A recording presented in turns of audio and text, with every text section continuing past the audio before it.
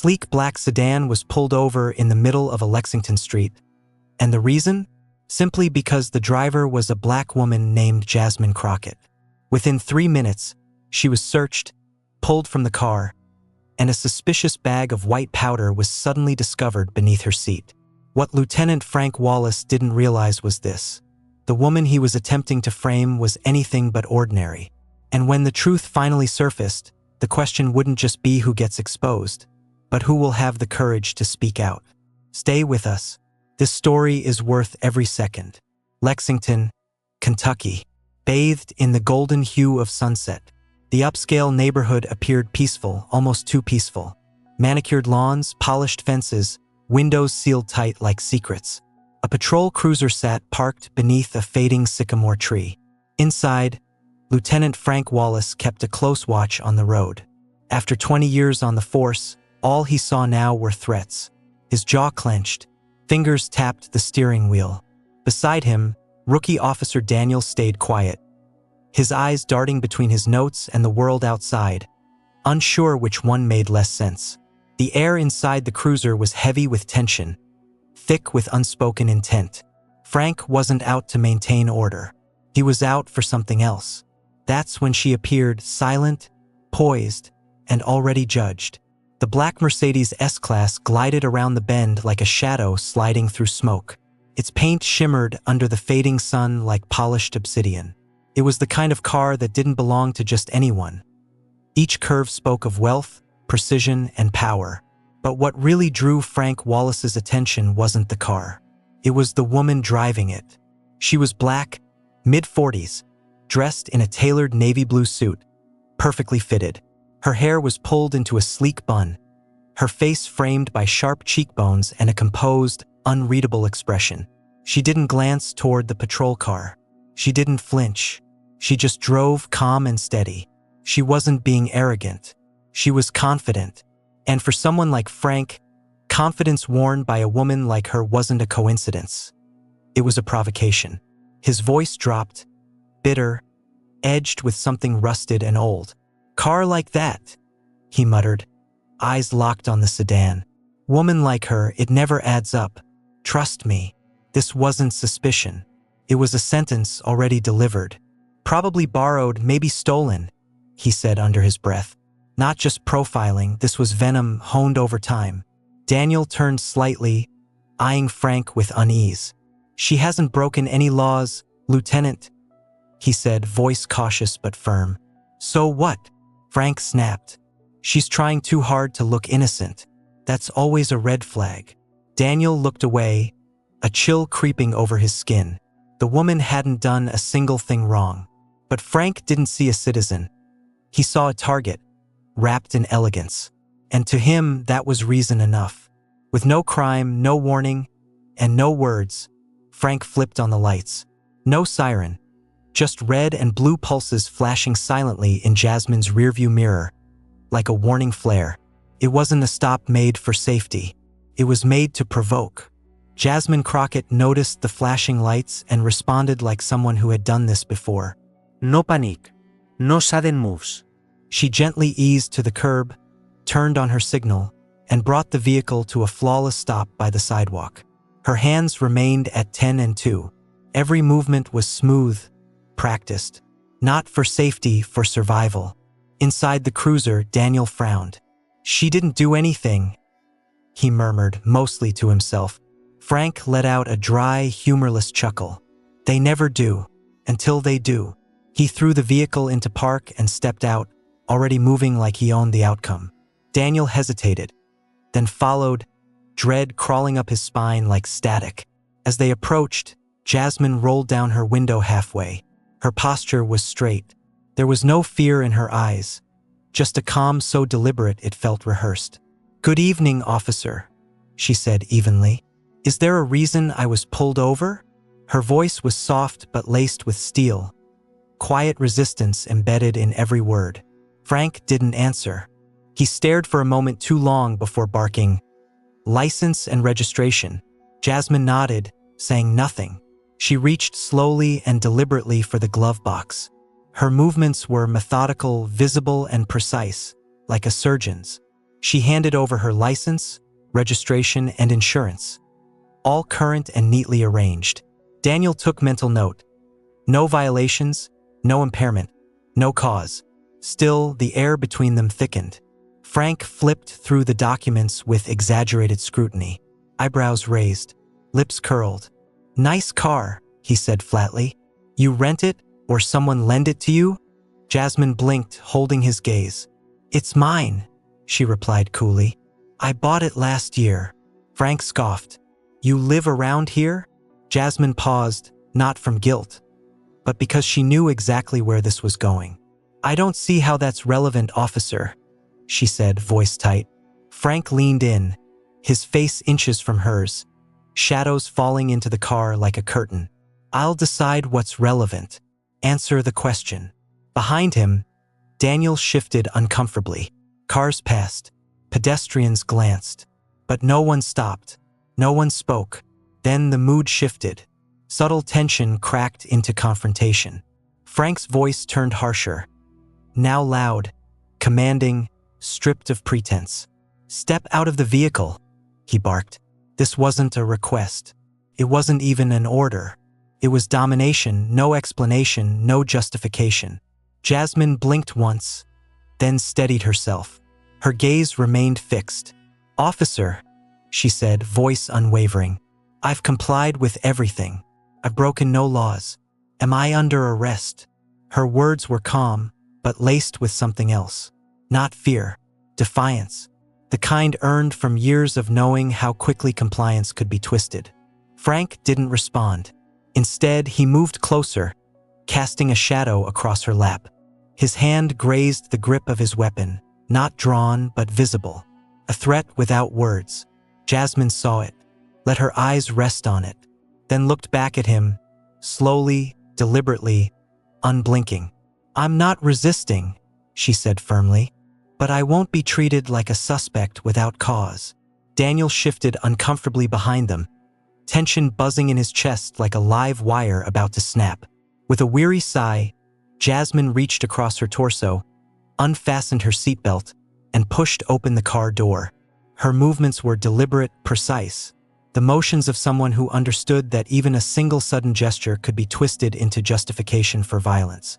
She stepped out, her heels clicking softly on the pavement, and stood upright, composed, dignified, even in the face of degradation. But Frank wasn't finished. Without asking, without a moment's hesitation, he leaned into the car and snatched her handbag from the passenger seat. "What's in here, huh?" he barked, already rummaging through it. Jasmine's expression shifted slightly, but she didn't recoil.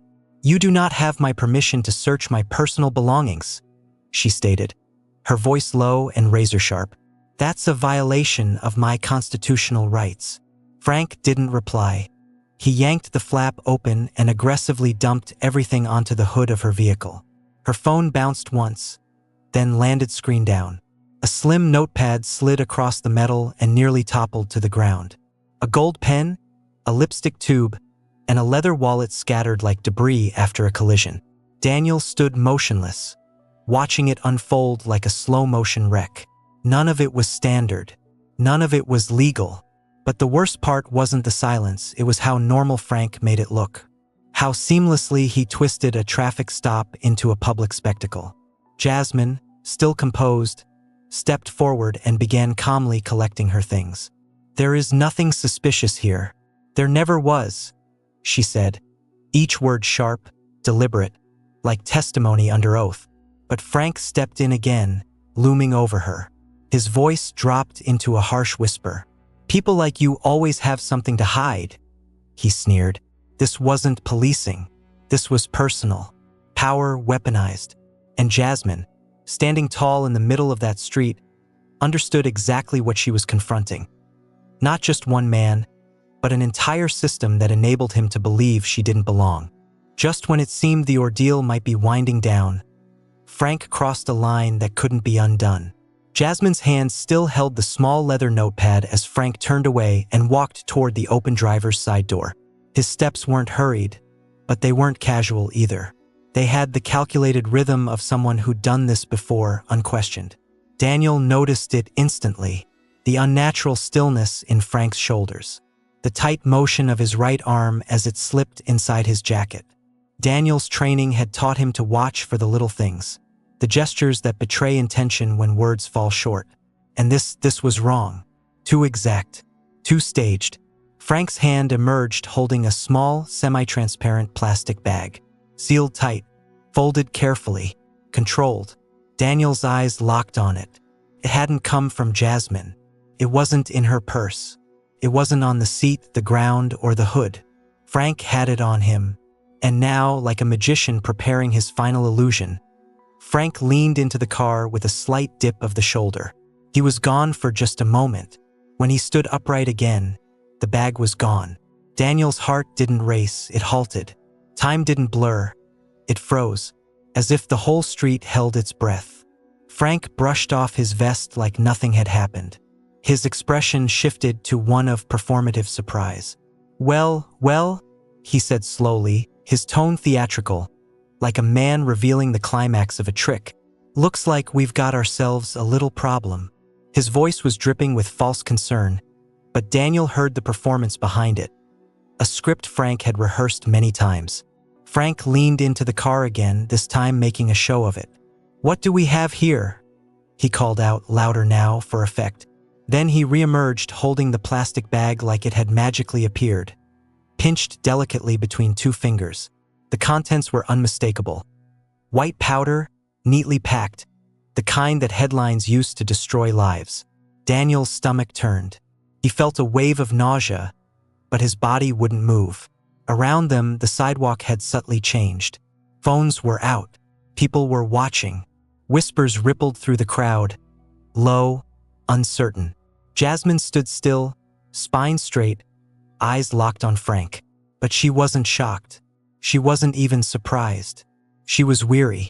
Beneath the calm in her face was something deeper, something shaped by years of watching this same scene play out. Watching good people stay silent while the bad ones rewrote reality in real time. She had seen this before, so had many others. This wasn't about law enforcement. It wasn't about drugs. It was about power, about the narrative Frank wanted to construct, and how effortlessly he could do it. Jasmine took one step forward. Her voice rang out, cutting through the quiet crowd like a blade. "That's not mine," she said, loud enough for the phones, the bystanders, the world. No panic in her tone. No plea. Just firm, defiant truth. "You planted that." Frank didn't flinch. He let out a dry laugh, sharp and mocking. "Sure, lady," he said with a smirk. "That's what they all say." Then, slowly, he turned to Daniel, his partner, his subordinate, his shield. Frank's eyes narrowed slightly, his brows raised, an unspoken question hanging heavy in the air. "You've got my back, right?" The pressure was suffocating. But Daniel stayed silent. His mouth was dry, his mind racing. He had seen it all. Clearly, undeniably, Frank had pulled that bag from his own jacket.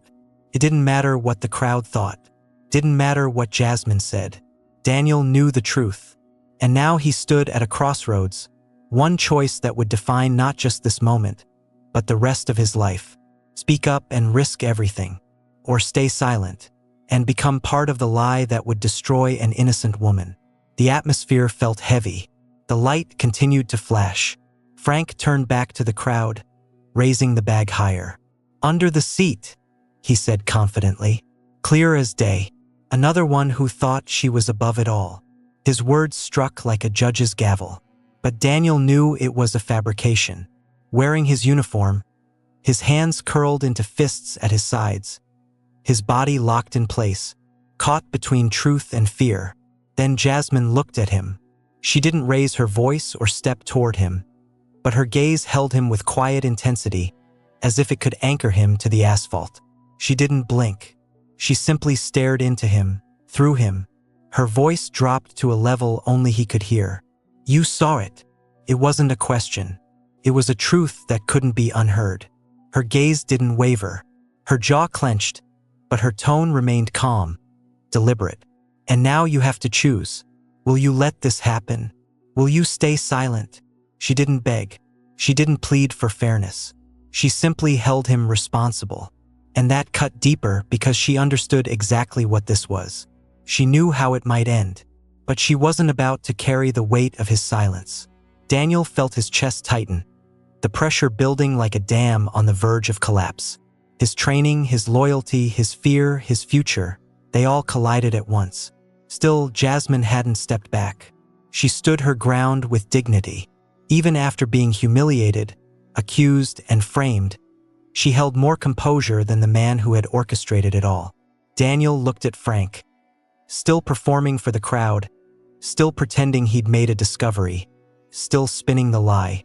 Then, without warning, Frank escalated the deceit into full-blown theater. He turned to face the expanding crowd, raising the plastic bag high like it was some grim trophy. The setting sun struck the bag just right, the white powder inside shimmering faintly, making it look more damning, more sensational. "Ladies and gentlemen," Frank called out, his voice cutting through the murmur of voices and the clicks of recording phones. "Looks like we've got ourselves a felony narcotics case here." His tone was smug, theatrical, and loud. The crowd responded instantly. Some gasped. Others exchanged loaded glances. A few stepped forward, phones lifted, expressions sharp with curiosity or judgment. The words drugs and black woman had just been spoken by a uniformed officer in public, and that combination carried a weight far older than any statute. Jasmine remained still, shoulders squared, watching it unfold like a film she had been forced to witness too many times. She didn't move. She didn't argue, because this wasn't about truth or lies anymore. This was about a narrative, and Frank had seized control of it. He turned back to her, layering mock disappointment over thinly veiled satisfaction. "You should have just come clean," he said, his voice crafted for the cameras. "Would have saved us all a lot of time." The crowd responded like a live audience on cue. Some shook their heads. Others whispered loudly enough to be heard. One woman murmured, "Knew something was off the moment I saw that car." A man added, "They always act innocent, till they're caught." Phones kept recording, feeding the lie to the algorithm. Jasmine didn't break her gaze from Frank's face, but behind her composure, a storm brewed. She observed everything, every glance, every motion, etching it into memory. She didn't flinch, not even when Frank stepped closer, still holding the bag. His voice dropped, meant only for her. "This'll stick," he said. "Doesn't matter who you are." Jasmine's eyes hardened. Her chin lifted slightly, the only act of defiance she allowed in that moment. And still, she didn't blink, because she understood that this charade wasn't just for public spectacle. It was designed to break her, completely and irreversibly. But just as Frank tried to deliver the final blow, Jasmine responded, with a truth sharper than any accusation. She didn't flinch. She didn't scream. While the crowd whispered and cameras rolled, Jasmine moved, slowly and deliberately, slipping her hand into the inner lining of her blazer. Her movements were calm, precise, not frantic, but measured, like the eye of a storm. Daniel instinctively stepped forward, uncertain of her next move, but Jasmine remained composed, radiating control with every gesture. Frank's eyes narrowed. His hand inched toward his holster, mistaking her calm for a threat. But Jasmine moved with the certainty of someone who knew exactly what she was doing. From inside her jacket, she drew a slim, dark leather badge holder. It wasn't flashy, but the gold seal stamped on its surface caught the light like a spark on dry tinder. With a practiced flick of her thumb, she opened it, holding it at chest height so Frank and every recording phone could see it clearly. Then, with a voice as steady as steel, she detonated the moment. "My name is Jasmine Crockett," she declared, her eyes locked on Frank, "senior advisor to the President of the United States." Frank didn't move. His body froze, his eyes fixed on that golden presidential seal as if it were radioactive. The smugness that had propelled him through the last 10 minutes drained from his face, leaving behind a pale, brittle shell of a man caught in a lie too massive to deny. His mouth parted slightly, but no words came. Not even a breath. He had nothing to explain away what he had just done. The uniform no longer resembled protection. It looked like a disguise, a mask ripped off too late. Daniel stood a step behind, his mind scrambling to catch up with what his eyes had already acknowledged. The man he once looked up to had just committed a criminal act. And not against some stranger, but against a woman marked by integrity, authority, and restraint. Someone who had done everything right, yet still found herself targeted, not for her actions, but for the color of her skin. Then the crowd erupted. People shouted, pointed, cried out in disbelief. "He framed her," someone yelled. "That's a federal official," another exclaimed. Phones shot higher into the air. The whispers turned to outrage. Outrage became noise, and in the midst of the chaos, Jasmine's voice sliced through the confusion like the crack of a gavel. "Officer Daniel," she said, her tone steady, her gaze locked onto his with unwavering clarity. "You saw what happened. Tell the truth." It wasn't loud. It wasn't frantic. But it carried more weight than anything Daniel had ever heard. It wasn't just a plea for justice. It was a call to courage. She wasn't asking him to rescue her. She was challenging him to save himself. From the lie, from being complicit, from the fear that takes hold when good people stay quiet. Daniel's heart thudded so hard it nearly drowned out the noise around him. His mind split between two paths. One where he stayed silent, kept his job, won Frank's approval, and lived in shame. Or another where he spoke up, risked it all, and finally honored the badge on his chest. He could feel Frank's stare drilling into him. That unspoken threat, "You talk, you're done." That look every rookie learns to fear. But Jasmine was still looking at him, unblinking, unshaken. And for the first time since the nightmare began, Daniel realized neither was he. He inhaled. It wasn't steady. His hands trembled. His voice cracked on the first word. But he didn't stop. "Lieutenant Wallace," he said, each word falling from his lips like stone. Solid, irreversible. "I saw him. I saw him take the bag out of his jacket." Gasps. The crowd fell silent. He leaned into the car and placed it under the seat. It didn't come from her purse. It wasn't in the car. He looked up, eyes darting between Jasmine and the audience. It wasn't hers. Frank took a sharp step forward. "You don't know what you're saying," he growled. But Daniel didn't back down. "I know exactly what I'm saying," Daniel replied, his voice louder now, firmer. "And so do you. You tried to frame her." The crowd erupted again. A woman sobbed. A man shouted, "You're finished, Wallace." Dozens of phones zoomed in. Others called out, praising Daniel. Shock layered now with something deeper. Relief.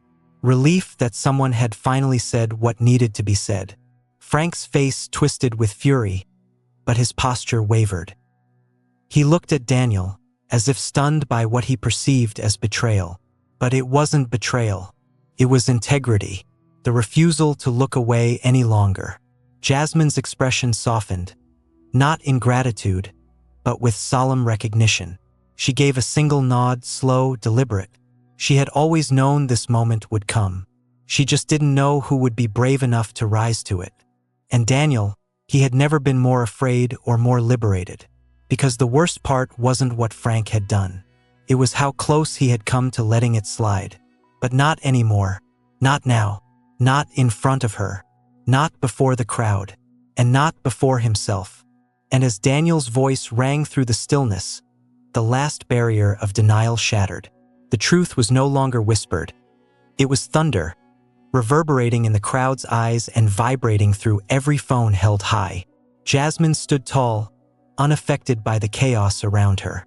But inside, she understood the fragility of such moments. Truth didn't dismantle systems overnight, but spoken truth, publicly witnessed, was a flame that couldn't be extinguished once it was lit. She turned fully toward Frank, the man who, only minutes ago, had tried to disgrace her. Now he stood exposed, his deception collapsing under its own weight. His jaw tensed. His eyes flicked between Jasmine and Daniel, searching for something, anything, to grab onto. But there was nothing left. No policy to cite. No excuse that wouldn't sound like the desperate sputter of a man who had run out of places to hide. "Lieutenant Wallace," Jasmine said, her voice ringing clear, unwavering, and loud enough for everyone to hear. "You are relieved of duty, effective immediately." The words struck like a gavel hitting stone. Gasps rippled through the crowd. Some people cheered. Others fell into stunned silence. Frank blinked, stunned, like he hadn't fully processed what she just said. Then his body tightened, and the fury surged back into his voice like fire catching fuel. "You have no idea what I've sacrificed," he barked, stepping forward, eyes burning. "I've kept this city safe. I did what had to be done to maintain order." His face reddened, veins bulging along his neck as he reached up to tear the badge from his chest, gripping it so tightly his knuckles whitened. "You think you can stand here and judge me?" he seethed. "I've worn this badge since before you knew how to tie a tie." Jasmine didn't blink. She didn't recoil. She stepped forward slowly, deliberately, closing the distance between them until there was no doubt about who was in control. "There is no order in fabricating evidence," she said icily, her voice slicing through the tension like glass through flesh. "There is no protection in targeting the innocent. You didn't preserve the safety of this city today, Lieutenant. You corrupted it." Her words struck deeper than any weapon. Frank opened his mouth again, but she lifted her hand, not to silence him, but to put an end to it. "Hand over your weapon and badge," she commanded. "Now." There was no shouting, no resistance, just the weight of the truth crashing down on Frank like a landslide. He looked around and saw that no one was coming to his defense. Not this time. Not after what they had all just witnessed. Slowly, as though it hurt more than any wound he'd ever received, he reached down to unclip his sidearm. The metal groaned in its holster as he handed it over, followed by the badge he had once worn like a shield. Now it felt more like a symbol of disgrace. Jasmine accepted both with steady hands. She didn't grin. She didn't gloat. There was no triumph here, only the heavy weight of reality. "You chose fear over fairness," she said softly, but her words landed with the force of thunder. "Power without principle is a weapon, and today you wielded it." Frank stood breathing hard, his face flushed, his posture diminished. The man who once believed he was untouchable now stood as a cautionary example, fully visible to the community he was supposed to protect. And the people were watching, not just him, but everything. How he responded, how Jasmine maintained her composure, how Daniel, trembling but determined, had chosen truth over silence. And above all of it, there was Jasmine, still unwavering, still resolute, not just defending herself, but sending a message to everyone present. This is what accountability looks like. This is what justice sounds like. As Daniel's confession echoed through the street, the burden of truth shifted. Now it was time for consequences. Jasmine stepped forward once more, her expression like carved stone, her presence commanding like the eye of a storm. She didn't raise her voice. She didn't need to. Every camera was aimed at her. Every breath in the crowd held still, waiting for what came next. She faced Frank directly, her tone sharp, precise, and absolutely final. "Lieutenant Wallace," she declared, voice firm and clear, "you are hereby relieved of duty, effective immediately." Gasps rippled through the crowd like sparks catching dry grass. "Turn over your weapon and badge." Her words weren't a plea. They were the execution of justice. For a moment, Frank remained motionless. The silence dragged too long. Then his face contorted, first with confusion, then with fury. "You can't do this," he barked, fists clenched, his voice climbing like a man realizing the walls were closing in. "I've served this city for 20 damn years. I've kept these streets in order." He ripped his badge from his chest and held it aloft like a token of war, his voice trembling with frustration. "Everything I did was to maintain control." Jasmine's gaze narrowed. She took another step closer, her calm unshaken by his unraveling.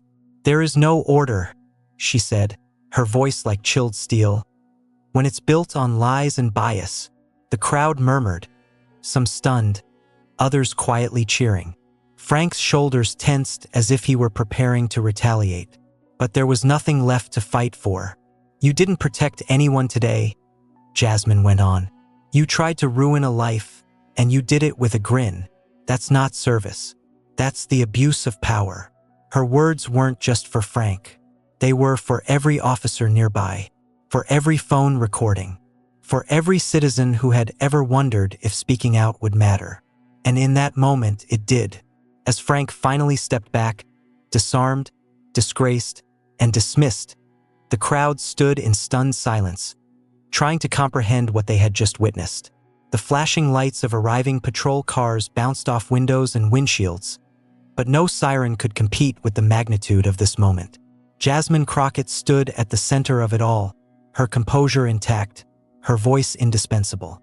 Officers approached, but none dared interrupt her. They understood this wasn't just a departmental matter anymore. It had gone national. Journalists pushed forward, microphones extended, cameras rolling. Questions fired like rounds from a rifle. "Ma'am, what's your official response? Do you plan to press charges? Is the White House aware of what just happened?"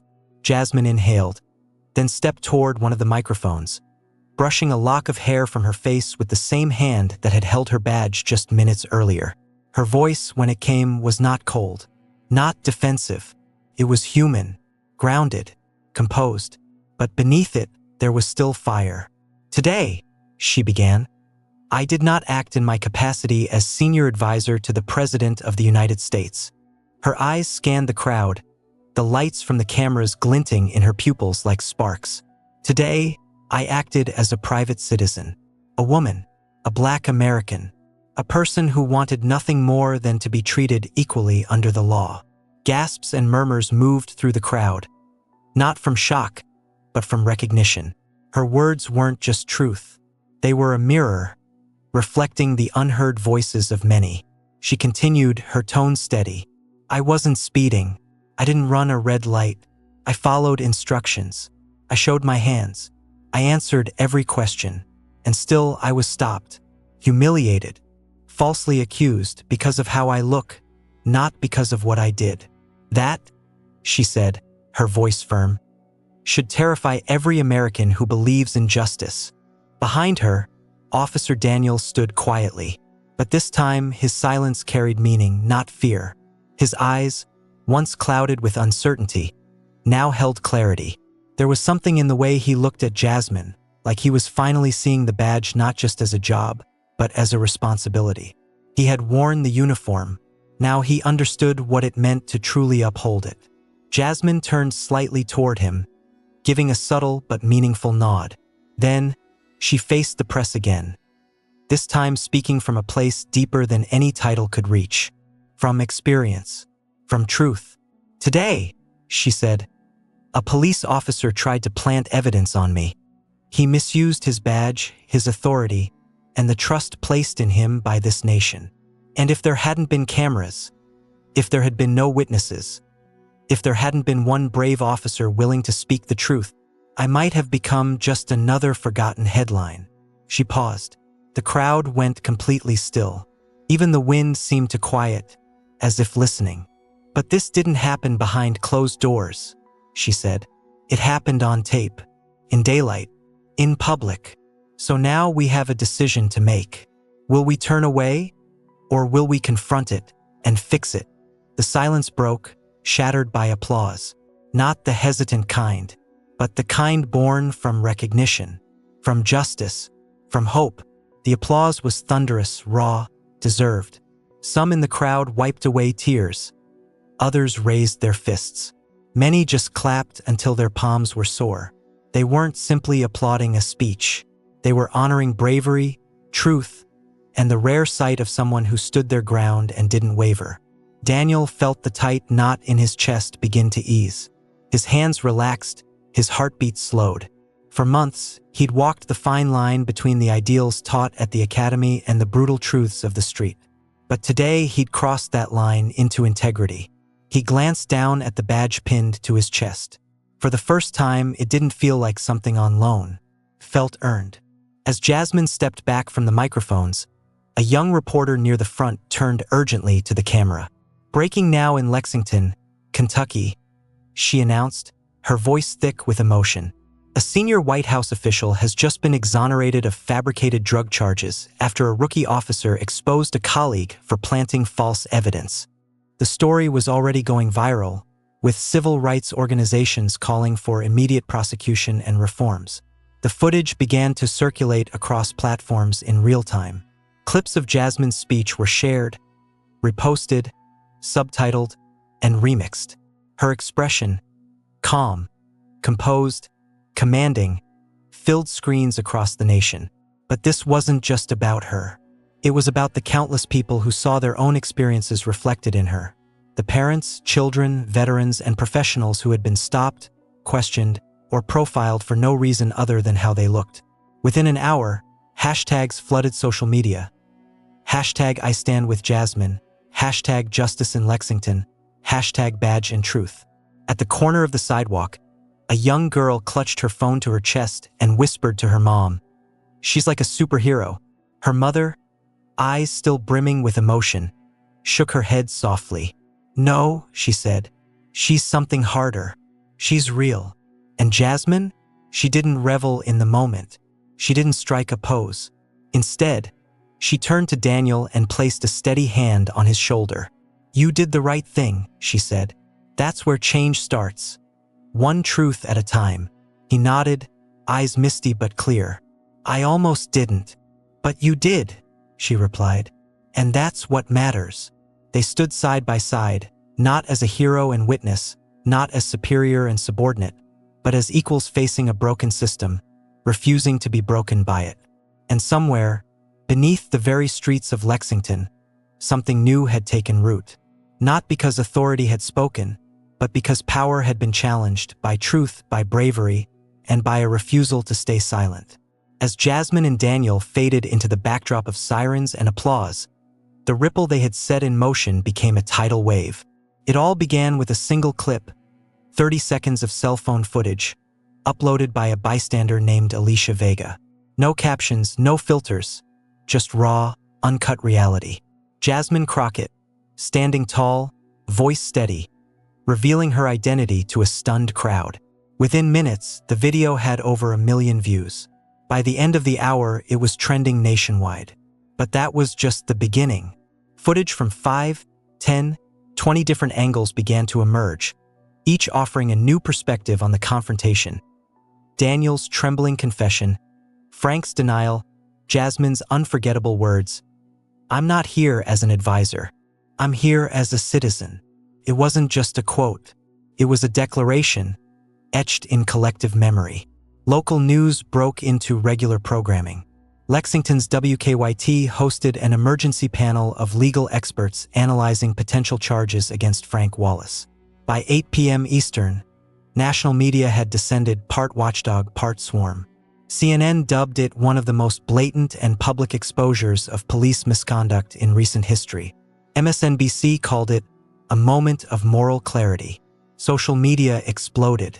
On Twitter, hashtag I stand with Jasmine soared to the top trending spot within 2 hours, followed by hashtag Daniel did right and hashtag Lexington Truth. On Instagram, lawyers, activists, and celebrities reposted images of Jasmine's resolute face. Badge in one hand, microphone in the other.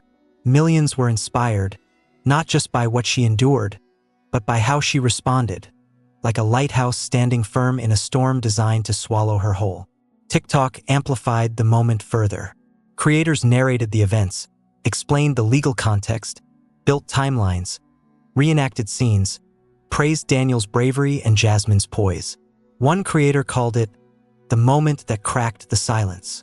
Comment sections overflowed with personal stories. "This happened to my brother, but no one believed him. I was pulled over for nothing and searched. No one had a camera. She's speaking for all of us." The public reaction wasn't chaotic.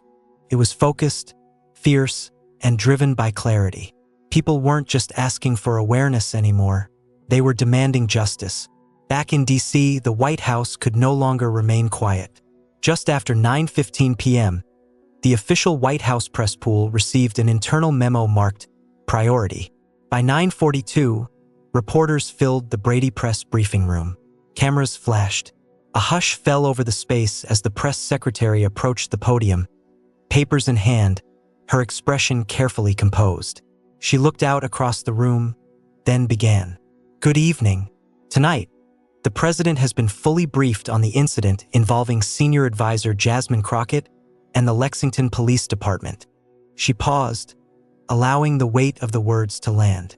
"We want to be absolutely clear. This administration does not tolerate abuse of power, racial profiling, or betrayal of public trust. Not in Lexington. Not anywhere. There was no hedging. No deflección. Only unflinching accountability. Ms. Crockett's role in this administration is irrelevant here. She could have been anyone, any citizen, and what happened would still be inexcusable. But the fact that she is a federal advisor, stopped, searched, and falsely accused in broad daylight only reinforces what many Americans have long known, but rarely see acknowledged this clearly. The room remained still. No interruptions. No theatrics. For once, the message wasn't political. It was human. The president had directed the Department of Justice to initiate a formal, independent investigation. The FBI had been notified. Full transparency would be ensured. This wasn't just owed to Miss Crockett. It was owed to every American who had ever wondered if they'd be believed when the system let them down. A pause followed before the press secretary added one final, unscripted line. "Tonight, we are not just addressing an incident. We are confronting a wound." It was the quote that would headline every news broadcast from coast to coast. And while the White House statement rippled through every channel, it was the Department of Justice that delivered the first true thunderclap. Mere hours after the briefing, unmarked black SUVs arrived in Lexington. Federal agents from the Civil Rights Division and Internal Affairs Task Force began collaborating with local prosecutors. This wasn't a symbolic visit. It was a comprehensive, no-limits investigation. What had initially appeared to be a local controversy had officially escalated into a federal issue, with national attention fixated on every development. The initial focus was on Lieutenant Frank Wallace, but it quickly broadened. Investigators demanded decades' worth of misconduct records, HR documentation, and complaint logs from the Lexington Police Department.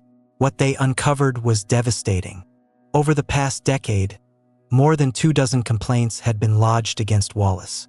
Not a single one had led to disciplinary action. Not one. His name surfaced repeatedly in use-of-force reports, suspicious traffic stops, and instances of missing body cam footage. And it didn't end with him. Federal analysts uncovered a disturbing pattern throughout the entire unit Wallace belonged to, an elite patrol team informally referred to as Echo Sector. Among them were officers whose external records appeared flawless, but who had internal complaints filed against them with suspicious regularity. Those complaints had all been quietly dismissed by supervisors who were now themselves under federal scrutiny. One investigator was overheard saying, "We're not dealing with a few bad apples. This is a rotten orchard with a forged inspection." Subpoenas were issued. Former officers, some retired, others forced out, began speaking up. One whistleblower described a culture of calculated silence, where officers were trained not just in tactics, but in how to draft reports that could pass legal tests, even if the facts had to be twisted to fit. Files long thought destroyed or hidden began to resurface. A civil case from 2017, previously dismissed due to lack of evidence, was reopened. Jasmine's case had effectively blown the lock off a vault filled with buried truths. Meanwhile, Lexington itself was undergoing a transformation in real time. Within days, the city had become a pressure cooker of civic engagement. Town halls that were once nearly empty now overflowed. People stood in aisles, gathered outside, and watched from their phones through cracked windows. Local churches opened their doors to facilitate community organizing. Civic groups circulated flyers titled, "We Knew, Now What?" These organizers weren't just calling for accountability, they were offering solutions.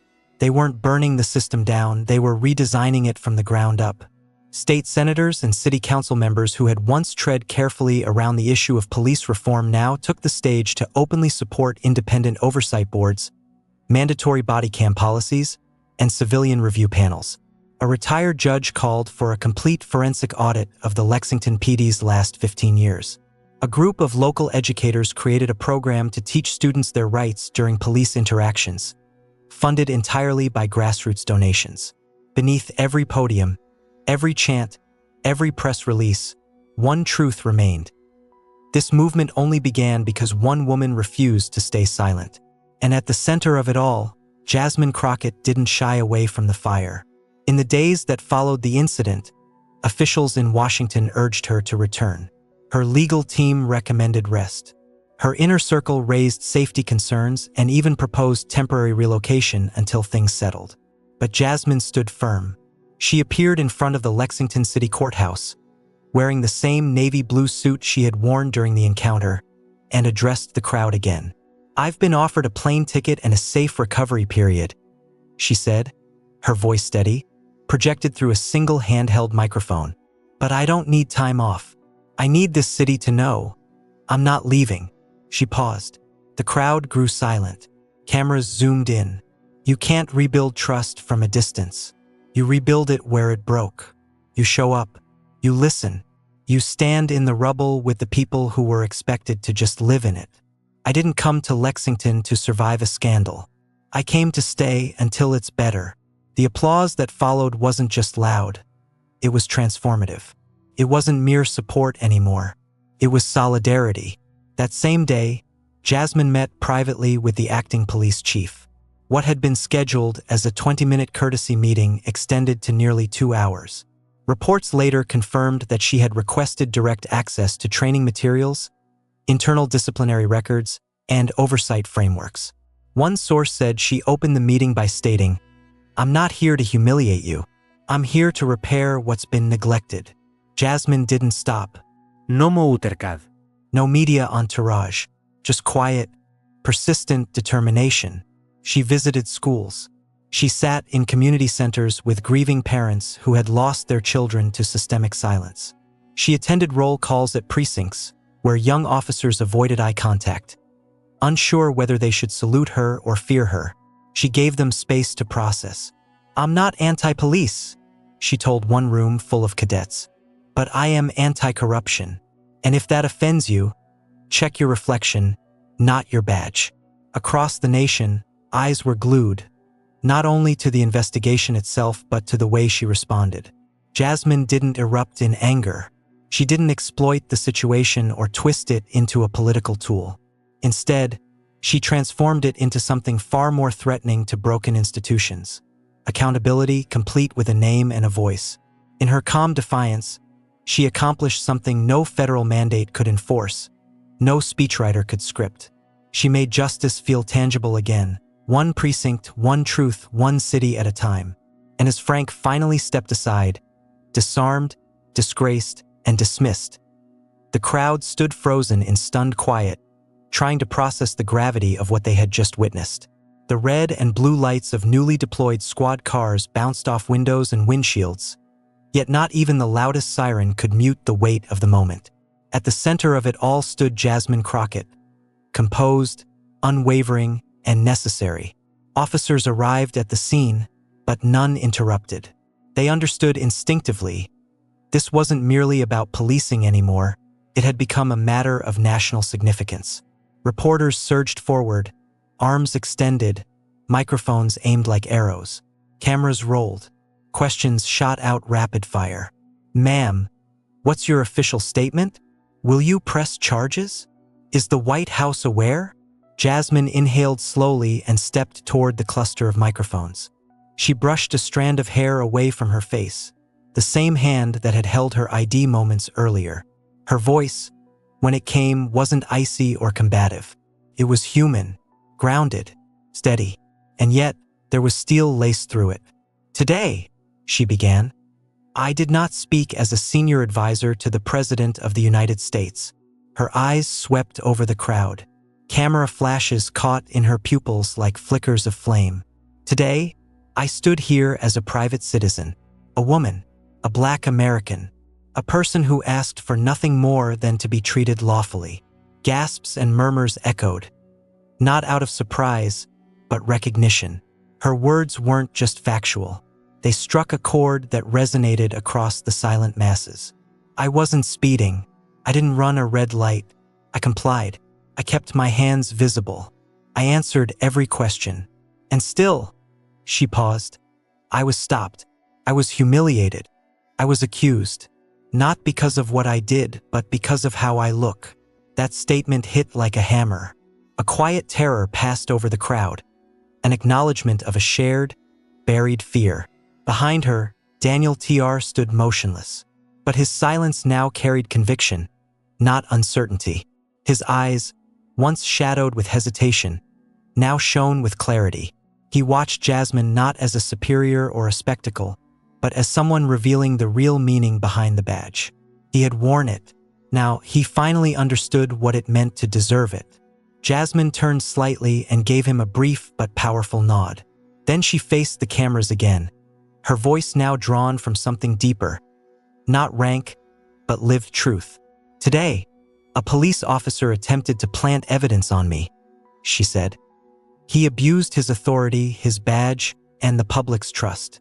And if there hadn't been cameras, witnesses, and one brave officer who refused to lie, I might have been just another headline. She paused again.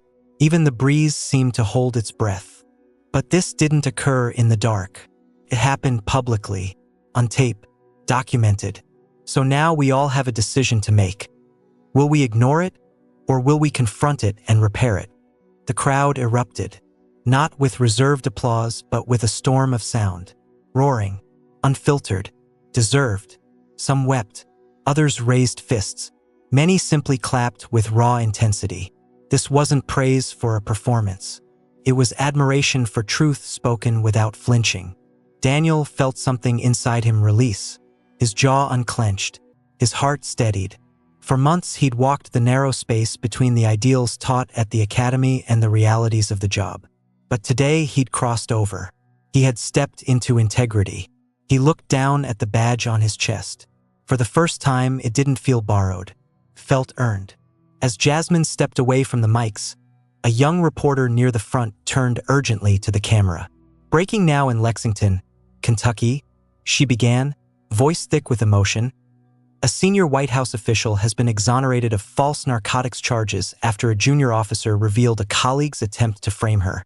The clip began trending instantly. Civil rights organizations issued statements, demanding swift accountability and comprehensive reform. Video of Jasmine's speech flooded digital feeds. Shared, reposted, captioned. Her face, composed, firm, and resolute, filled screens across America. And the message wasn't just about her. It echoed on behalf of millions. Parents, veterans, students, workers, anyone who'd ever been pulled over, questioned, or profiled without cause. Within an hour, hashtags swept across platforms. Hashtag I stand with Jasmine. Hashtag justice in Lexington. Hashtag badge and truth. From the corner of a Lexington sidewalk, a small girl pressed her phone to her chest and whispered to her mother. She's like a superhero. Her mother, eyes moist with feeling, shook her head slowly. No, she said. She's something harder. She's real. And Jasmine didn't bask in the attention. She didn't strike a pose. She turned to Daniel, placed a gentle hand on his shoulder, and said, "You did the right thing. That's where change begins. One truth at a time." Daniel nodded, his eyes glossy but steady. "I almost didn't," he admitted. "But you did," Jasmine replied. "And that's what counts." They stood shoulder to shoulder, not as icon and witness, not as advisor and officer, but as equals. Two people choosing not to be broken by a broken system. And beneath the cracked pavement of Lexington, something had quietly begun to grow. Not because power had spoken, but because power had been confronted. By honesty, by bravery, and by someone who refused to stay quiet. But while national eyes remained on Jasmine, Daniel was called to confront a different kind of storm. One away from the cameras. Quiet, calculated, and cold. The internal review chamber inside precinct headquarters was small, sterile, and void of windows. Daniel sat across from a semicircle of high-ranking officers, their uniforms immaculate, their expressions unreadable. A long table acted as a barrier between them, no media, no recordings beyond the official one.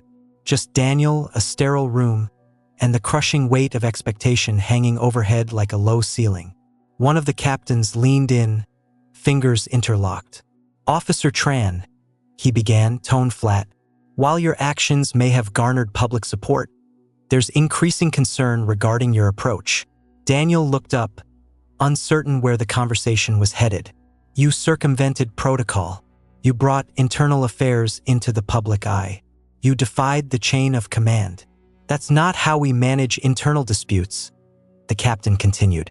Another senior officer joined in, voice sharper, laced with disdain. "What you did out there might have felt noble, but it set a troubling precedent. You've ignited something volatile within this department." Daniel didn't flinch.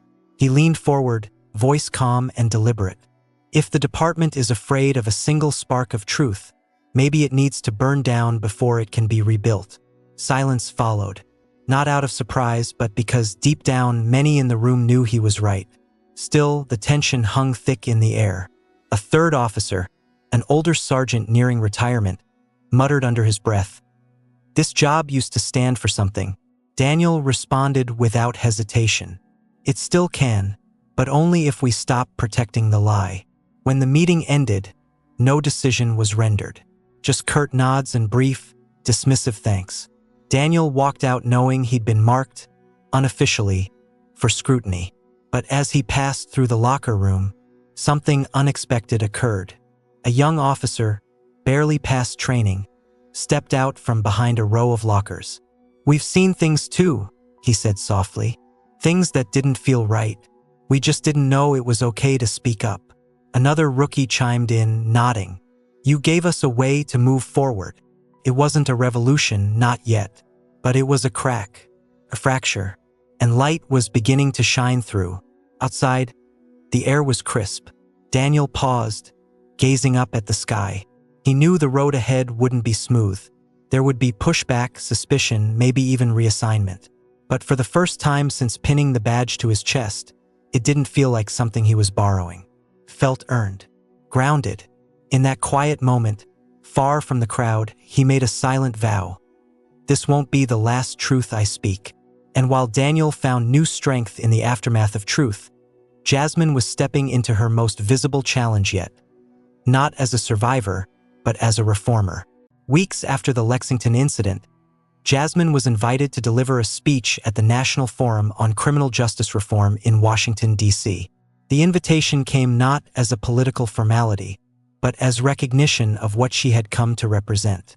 She walked onto the stage of a packed convention hall in a simple navy blue dress. No podium, no barrier between her and the audience. Before her sat lawmakers, legal experts, state attorneys general, and hundreds of leaders in law enforcement. But Jasmine didn't speak like a politician. She spoke like someone who had paid in full for the truth. "That day in Lexington," she began, "I wasn't shielded by my title or my badge. I was protected because one person had the courage to say, 'This is wrong.' That's what saved me. Not power, not privilege. A choice." The hall was silent. No shuffling, no coughing. Just a collective breath held tight. "So I ask you," she continued, voice firmer now, "what kind of system do we uphold if justice depends on luck? What if there had been no camera? What if Daniel had stayed silent? What if I wasn't Jasmine Crockett? Would I even be standing here? Or would I be just another case file collecting dust in some evidence room?" By the time she stepped down, the crowd didn't just applaud. They mobilized. Within days, the Department of Justice announced a joint initiative to reassess outdated training policies across the nation. Jasmine was offered a seat at the planning table. She agreed on one condition: Daniel Tran would join her. Together, they launched a task force to develop a new training framework, the ethics and enforcement curriculum. It was unlike anything the federal system had seen before. Instead of focusing solely on tactics and adherence, their curriculum emphasized character development, implicit bias training, ethical decision-making under pressure, whistleblower support, simulation-based learning, and historical case analysis. Each module included real footage, including Jasmine's own traffic stop, as required viewing. It forced trainees to ask themselves, what would you have done? Daniel, still in uniform, stood before groups of cadets and told them about the moment his world was split in half. I had to choose between loyalty and truth, he said, voice unwavering. I chose truth, and I sleep soundly because of it. Their model was soon adopted in 7 states as a pilot, then expanded to 12. Within a year, it was implemented as the national standard for all new officers under DOJ oversight. Meanwhile, the ripples in Lexington had not settled. An extensive audit, spurred by Jasmine's case and sustained by DOJ oversight, unearthed years of misconduct buried beneath bureaucracy. 18 officers, including 2 captains and a former internal affairs director, were either terminated, suspended, or placed under federal investigation. A class action suit was filed on behalf of over 40 citizens whose complaints had been ignored. Some cases were reopened, others reached settlements. But most importantly, public trust, once shattered, began to take shape again. Not through slogans, through action. Jasmine didn't disappear after that. She kept showing up. She attended community town halls. She listened to families recount stories of injustice, stories without a Daniel to stand up for them. She didn't offer empty reassurance. She offered honesty. I can't promise this system won't fail again, she once told a grieving mother. But I can promise we're building one that's harder to break and easier to repair when it does. Her presence wasn't just symbolic. It was stabilizing. Then, in what felt like a full-circle moment, Jasmine and Daniel's story caught the attention of the entertainment industry. A team of independent filmmakers, moved by the rawness of what had unfolded, pitched a concept to Netflix. Not a dramatization, not a fictionalized version, but a documentary told through body cam footage, interviews, courtroom clips, and journal entries. It would be titled Under the Badge. The title came from something Jasmine had said during a closed-door panel. The badge isn't what protects you. It's what hides them, if we let it. Netflix picked it up instantly. The trailer alone garnered 11 million views within its first 24 hours. It showed Daniel, staring directly into the camera, his voice cracking as he said, I almost stayed silent. I almost let it happen, but I didn't. And that's the only reason we're telling this story instead of burying it. The film debuted in select cities and was globally released within weeks. It ignited a national conversation. Police departments hosted internal screenings. Churches, universities, and even corporate HR departments streamed it during workshops. The hashtag Under the Badge flooded timelines, along with photos of people holding up blank ID cards, captioned, Even if I wasn't someone, I should still be protected. Amid all this, Jasmine kept pushing forward. She turned down job offers. She rejected book deals. She refused to become a brand. This isn't a comeback story, she told one interviewer. This is a system story, and systems take time to fix. From a roadside injustice to a national reckoning, Jasmine Crockett and Daniel Tran became unlikely reformers. Not because they were flawless, but because they were willing to bleed for the truth publicly when it mattered the most. They didn't seek power. They used their pain to reshape it. And as the country watched, something rare happened. People started to believe again. Not in the system itself, but in the people brave enough to demand that it improve. As the final credits of Under the Badge rolled across millions of screens, the real work, the enduring work, was only beginning. Months later, at a newly revamped police academy in Louisville, Kentucky, a soft hum filled the main lecture hall. 40 young cadets, dressed in crisp uniforms and rigid collars, sat in hushed anticipation. Some had just graduated from college. Others were former military. A few had experienced injustice firsthand in their own communities. But all shared one thing in common. They were about to be trained in a system rebuilt from the ashes of truth. Jasmine stood behind the glass wall, overlooking the room, arms crossed, her gaze fixed on them. Not with scrutiny, but with hope.